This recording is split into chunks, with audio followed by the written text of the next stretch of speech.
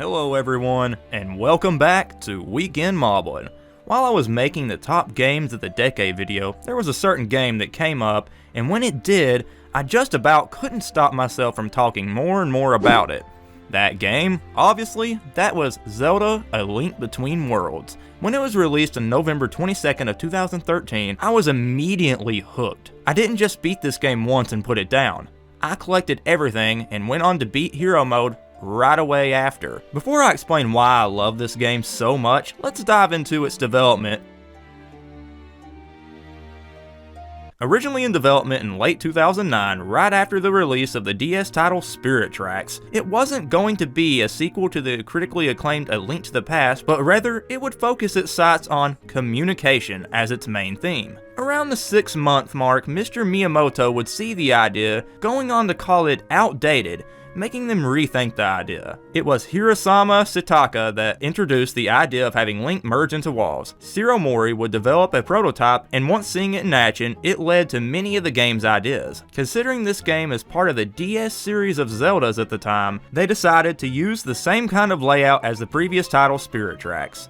Upon seeing the prototype, Miyamoto would approve the idea around October of 2010. Unfortunately for them at the time, the Wii U was scheduled to be released in 2012, and within only 2 weeks of development, the team was scattered among Wii U launch titles and the project abandoned. With the growing demand for an original 3DS title to follow after the remake of Ocarina of Time 3DS from the developers Grezzo, Eiji Amanuma would go on to once again look at the idea of Link merging into walls. Unfortunately, both Mori and Shitaka was still involved in other projects at the time, so he would have to turn his attention toward Kentaro Tominaga to refine the system and go on to design some small dungeons to present to Mr. Miyamoto on May of 2012. His plan was to make 50 more small dungeons that would use this feature. Miyamoto didn't agree with this idea, but obviously this would be rethought going into development for Breath of the Wild in the use of shrines. Miyamoto would suggest using A Link to the Past as a base for the game. It was Aonuma that would suggest the wall mechanic to be combined with the top-down view of A Link to the Past. He thought the effects when entering walls would be perfect for the 3D effects of the 3DS. After developing this into a 3D setting,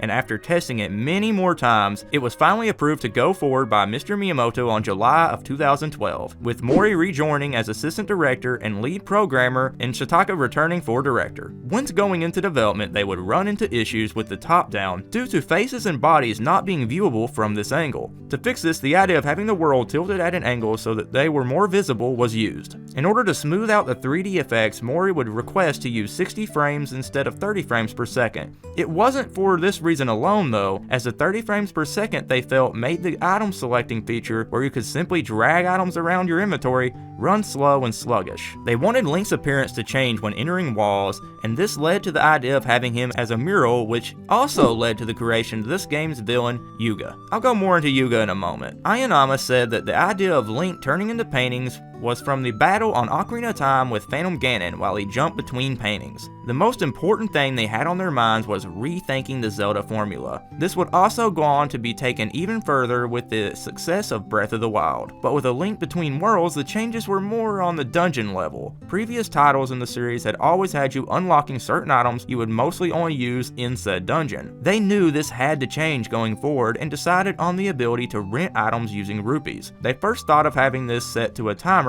before then having it set to once the player died, the items would be returned to the shop. Once finding out about the 2DS, they revised some dungeons so that they could beat them using the system. Finally, in October of 2013, development of Zelda: A Link Between Worlds would finish.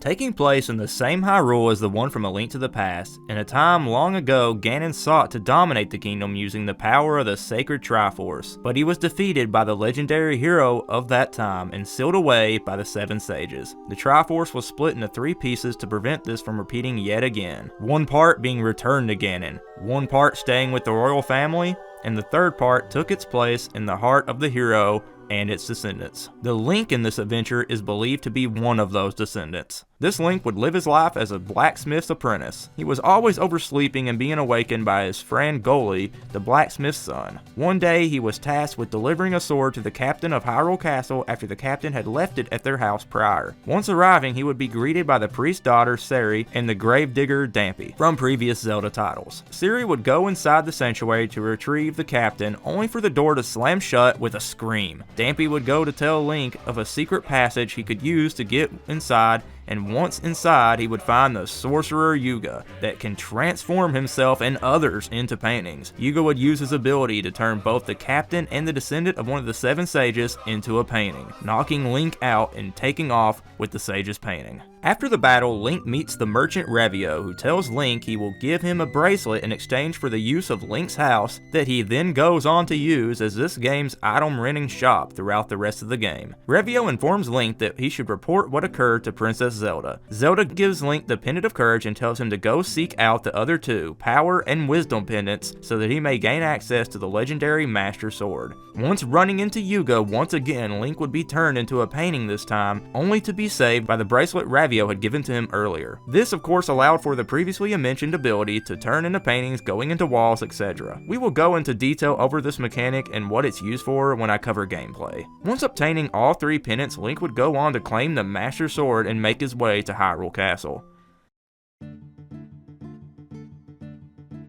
There, he finds Yuga transforming Zelda into a painting and follows after him as he makes a crack into the world. Once Link arrives on the other side of the dimensional tear, he finds himself in a world similar to the Dark World from the previous title, A Link to the Past. This was more of a twisted version of Hyrule rather than a dark dimension to itself. Hyrule had once possessed its own Triforce, but had destroyed it in order to keep peace in the kingdom and stop all the bloodshed of war over the ancient relic. Unknowingly to them though, this would cause their kingdom to face ruin and decay in return for its lack of Triforce. Using Zelda and the other sages he had trapped in paintings prior, Yuga would not only revive the fallen Ganon, but fuse with him. This would also give him the Triforce of power. Just as things seem hopeless, Princess Zelda, the counterpart of Zelda, traps Yuga with her magic and tells Link that he must go on to find the 7 sages that are placed among the temples of Hyrule in order to claim the Triforce of Courage.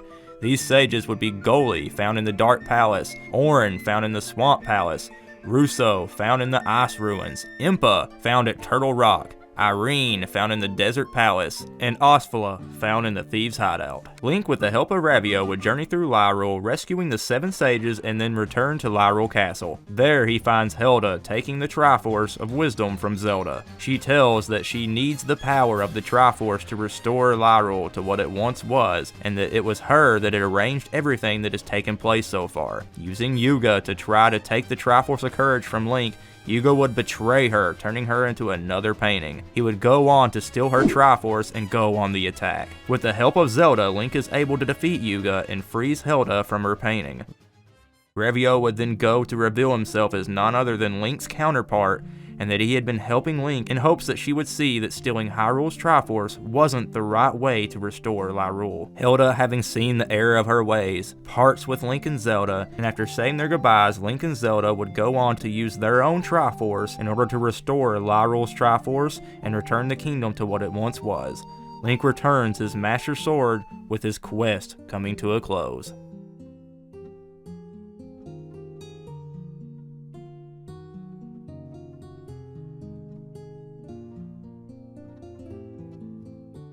Okay, now that the development and story are both out of the way, let's go into the gameplay in detail and explain just how this game works and why it's so loved by so many. Starting with the item system we referred to earlier. Items that made a return from the last titles included the bow, bombs, boomerang, hookshot, lantern, magic hammer, ice, and fire rods. Also, there was the sand rod that allowed you to lift up sand to solve certain puzzles and to get across certain paths. Also, the tornado rod that shot Link in the air and could be used to move objects to reveal puzzles and even put out flames. Mimis are creatures featured in a side quest that you can collect. Their mother has been worried about her children, and for every 10 you find, she will reward you with upgrades to your items. As for Link's ability to merge into walls, that's where this game picks up even more. This is the reason I think so many like this game so well. The mechanic is just fun. You can use it to get to places you normally couldn't throughout the world, avoid enemies, solve many of the game's puzzles, and it's also the way you travel between Hyrule and Lyrule. Keep one thing in mind though, and that's the energy gauge. It will deplete in time, and once it's ran out, if you're in the middle of a pit, you will pay the price. The bosses are some of the most fun I've had in a 2D Zelda, and I think that's all thanks to this mechanic. From waiting for the Stalblind to raise his shield, then merging in size so that you can come from behind and strike, or avoiding Knuckle Master, making him slam into the wall in order to attack. This also made for a really fun final boss, when you had to use the ability to go behind Yuga Ganon with the light arrows and attack, with the final hit making you shoot away from him in order to deliver the final blow. My favorite task to open a temple in this game would have to go to Turtle Rock, found in the southeast part of Lyrule. To gain access to the temple, Link must save 3 turtles for their mother and then ride them to the entrance of the dungeon. Skull Woods is another one that I enjoyed. Much like in A Link to the Past, you go between the woods and the dungeon. I've always liked these kind of dungeons for that reason. It gives you a good change of scenery, with the dungeon also going on to focus on one of my favorite enemies in the Zelda series, the Wall Master. The Thieves' Town houses the masked followers that wear monster masks to seek salvation for their cursed land, and the Thieves' Hideout is more of a prison than a dungeon. And probably some of the best use of wall merging in this game is when you have to sneak into the Dark Ruins to gain access to the Dark Palace. I absolutely love this part of the game. What about your sword and tunic, you ask? Well, with the 4 pieces of Master Ore, you can use them in both Hyrule and Lyrule's blacksmiths in order to upgrade your sword to a golden banisher of evil. The previously mentioned Turtle Rock is where you will find the Hylian shield with its appearance from Ocarina of Time. Also with the red and blue tunics making a return, with the blue found in the Swamp Palace and the red found in the final dungeon of the game, Lyrule Castle. Combined, this will cut Link's damage down by 75%. 3DS coin play was used to request help from hint ghosts that are placed like the Sheikah's hint stones in the Ocarina of Time 3D remake. Street Pass, however, was used to copy nearby players' data and make a copy of their Link in the Shadow Link form to fight you in your game. The more experienced a Shadow Link, the more rupees you get, and even achievements are unlocked when you beat them given certain conditions. The most interesting thing about this, however, is the old man simply known as Gramps that watches over Street Pass Meadow in the western side of Kakariko Village.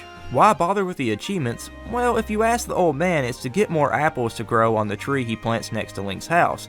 But there's another reason. He was actually working overtime as a hidden boss for this title, and after completing all challenge medal achievements, he appears to face you, functioning the same as the Shadow Link fights from before, but wielding upgraded versions of all of Link's gear and items. And yes, that includes the Master Sword. Defeating him in battle will only award you with 5 rupees.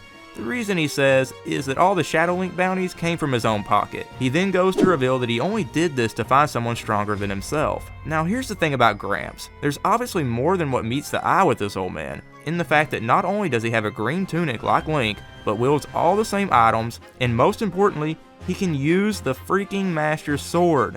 The rumor guy of Lost Woods says Gramps says his age is 80 and has been seen doing some one-finger push-ups displaying his abnormal strength. Is this the same Link as the one from A Link to the Past, but somehow has managed to stay under the radar all these years? We might never know this for sure, but the details are definitely there to support this theory if you choose to believe in it. Gramps can even be seen at the end credits not celebrating like the others in the scenes before, making his role in the title that much more mysterious, with his player name only going under the title of Legendary. Okay, so let's talk real quick about the minigames. There was a total of 4 minigame types, from Octoball Derby, Treacherous Tower, Rupee Rush, and Fortune Choice. Octoball was the best one in my opinion and featured Link in a baseball type minigame. If you're able to score 100 points, you're rewarded with a piece of heart for your efforts. Treacherous Tower would allow you to face enemies in a beginner, intermediate, and advanced difficulty, awarding a piece of heart for the intermediate and a super lamp and super net for the advanced stage. Fortune's Choice explains itself.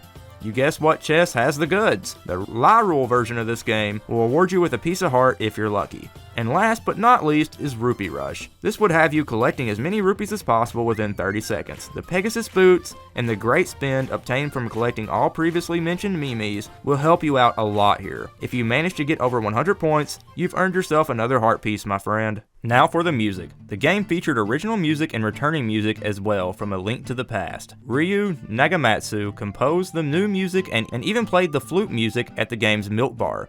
He was excited to find balance between the old and new music to excite both old and new players.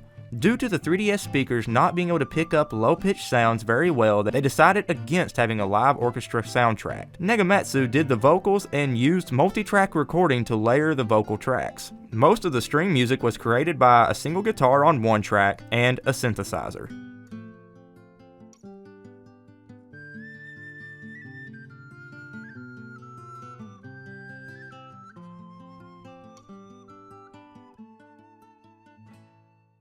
Being the second highest rated 3DS game next to Fire Emblem Awakenings on its release and the 4th place holder of Best 3DS Title as well on Metacritic, this game was met with universal acclaim. A Link Between Worlds would go on to sell 224,000 copies in its first week in Japan and selling up to 4,070,000 units as of December 31st, 2018 anyway. Most agreed that the use of the wall merging mechanic and the item rental service took the series in a new fresh direction, and it is believed that due to this mass acceptance of the title, it is what led to the bold choices that was made leading up to the 2017 title Breath of the Wild, Weekend Moblin's very own Game of the Decade. I honestly want to keep going on and on about Link Between Worlds, but I feel like I've taken enough of your time for one video. Just know that this game means so much to me. It's really loved by so many people and with such a good reason. I think it's safe to say if you haven't played this title yet, well, I spoiled the fuck out of it for you here, but you know what? Play it anyway, because it's simply that damn good. Did this game pave the way for the Zeldas to come? We believe that's the case, and we also believe this game is one of the best Zelda titles to date. Anyway guys, this has been Weekend Moblin, and like always, stay tuned till next time.